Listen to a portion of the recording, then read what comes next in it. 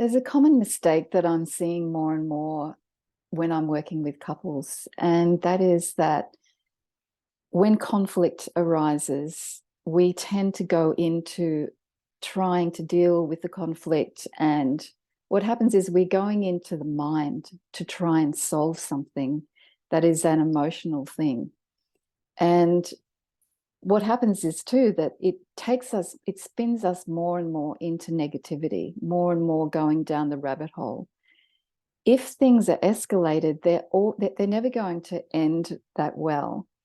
Over time, what I encourage my couples to do is to put more emphasis into building the love, building positive feelings of connection.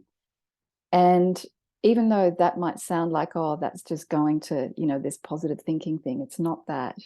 It's actually having the body feel the connection of love, meeting each other in presence rather than from our head and from our minds, meeting each other from a place of the heart. And when we put more times of connectedness together, where the bodies are resting and recuperating from some of these experiences that we've had in conflict, it settles the nervous system. So it brings the prefrontal cortex on board. It brings us into a place where we're in more rest and digest, where in those lovely oxytocin is flowing, through our body. It takes us into a place where we're much more resourced in being able to then deal with those hard things. So you might have noticed at some point, when there's been conflict, it just doesn't work. And when you're in a better place, you can start to soften and deal with these things in a much better way.